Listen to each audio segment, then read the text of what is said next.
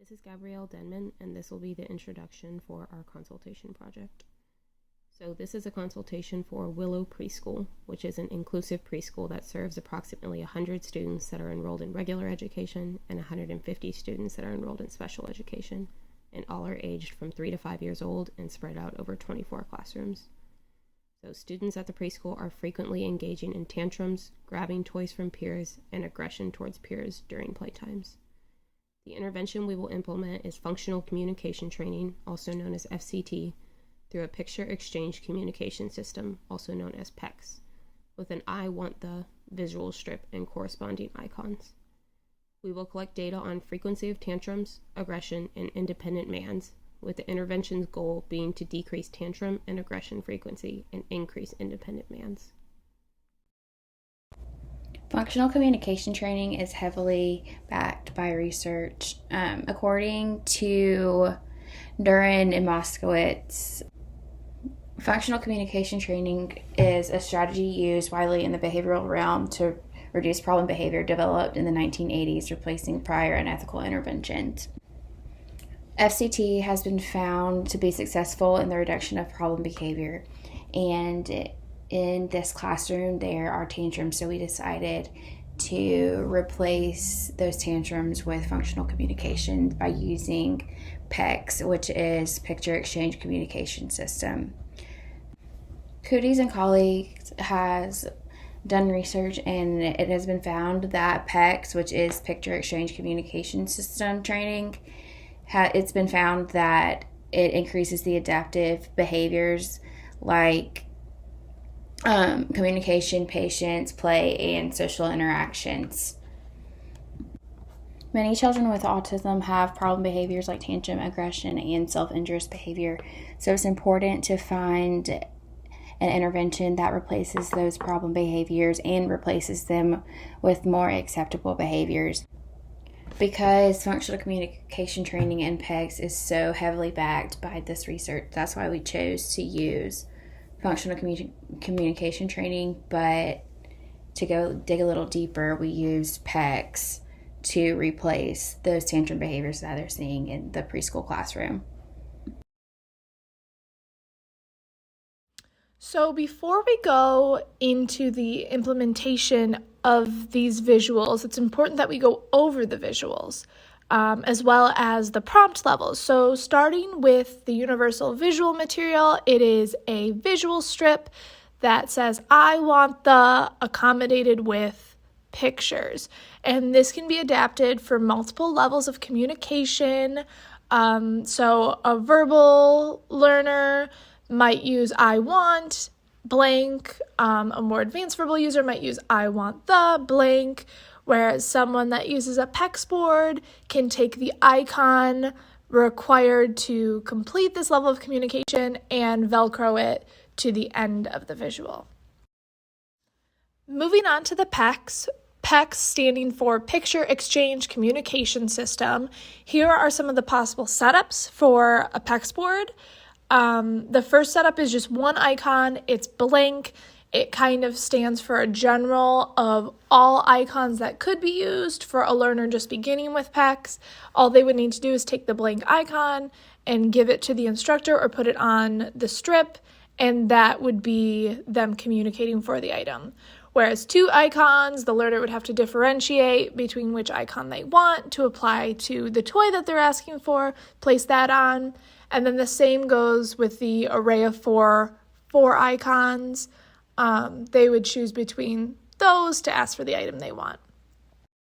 So regardless of the setup of the PECS, they will still be taking the icon and attaching it to the visual using the Velcro in the blank box to communicate what item they are asking for.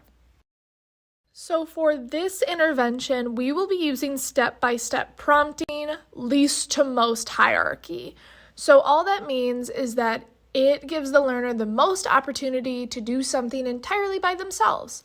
The least intrusive amount of help happens first and then slowly becomes more intrusive. So what this looks like for least to most with a verbal learner is we would start with using the gesture prompt by pointing to the visual to kind of cue them as to like, this is what we need to be saying or doing. Then we would go to the partial verbal, giving the learner a portion of the correct response, which would be like, I want. Then we would move on to the full verbal model, which the learner would echo from us. So we would say, I want the ball. And they would repeat, I want the ball. And we'd give them the ball. Now, least to most with a nonverbal learner, we're still going to use the gesture. We could gesture to the visual, the PECS icon, the PECS board, and then we would do a partial physical, which would be guiding the learner to the correct response, like by moving their arm or moving their hand, but not completing the full response for them. Then moving on to the full physical, which would be like hand over hand, I'm going to help you pick the PECS, take up the icon, put it on the sheet. So yes, that is the order we are going to prompt all of our learners to use this intervention. Here is an example of a data collection sheet that would be used during the implementation of this intervention. It would have a description of the target as well as the target itself.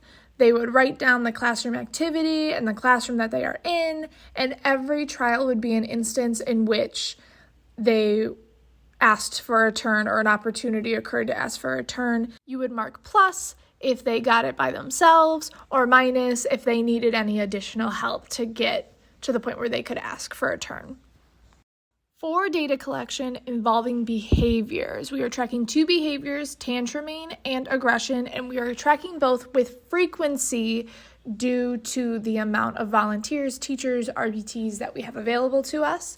The data is being collected per classroom, not per individual. This is to see if our intervention is decreasing these undesired behaviors. This is Gabrielle Denman, and this will be the materials section of our consultation project. So the intervention materials that will be required are a PECS binder with a shoulder strap, the I want the visual strip, Velcro sheets, laminated icons and materials to produce more, which are computer ink, computer paper, a laminator, a computer, a printer, and source website for PECS graphics. We'll also need a sample of 8 potential reinforcers, the preference assessment instruction sheet and the preference assessment results sheet, the training video materials, which access is provided for free by the PECS trainer, and then training handouts, to which access is also provided for free by the PECS trainer, and lastly, the data collection sheets for target and acquisition behaviors. In this video, we will be modeling the functional communication intervention with a verbal learner. They are demonstrating the full least to most prompt hierarchy and are using behavior-specific praise to reinforce the desired behavior.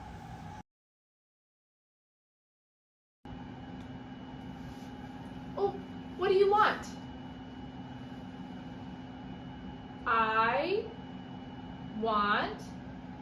I want ball. I want ball. Good job asking. Yay! Yay! Similar to the previous video, except we will be modeling the communication intervention with a PECS board. Again, they are demonstrating the full least to most prompt hierarchy. They are sure to give verbal praise, and more importantly, they are modeling the language from the perspective of the learner.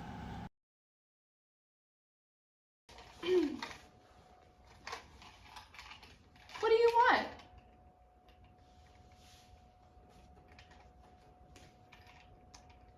Ball. I want the ball. My turn. Good job. I want the ball. The setting of where the intervention will take place is at Willow Preschool, which is an inclusive preschool in the urban area. The school serves 250 students, with 100 students in regular education and 150 students in special education. The students' ages range from 3 years old to 5 years old. There will be 24 classrooms with a range of 8 to 12 students in each. The class will have a mix of regular educational students and special educational students. The professionals involved will be a certified PECS trainer, a teacher, 2 teacher assistants, and parents from the volunteer program. Many of the students struggle with communicating, and in turn, there is an increase in challenging behaviors. There are currently 2 ongoing behavioral issues during playtime in every classroom. In most cases, the problem occurs when a student grabs a toy from another student rather than asking for it or asking to play with them. Often, the end results are either students fighting over toys or one or more students throwing a tantrum. There needs to be a change in how the students communicate, and that is where PECS comes in. The goal is to decrease challenging behaviors and increase the use of PECS. Barrier for implementing PECS is that we need to ensure that all of our staff who are implementing the PECS have been properly trained. To overcome this barrier, the school will provide hands-on training by certified professionals.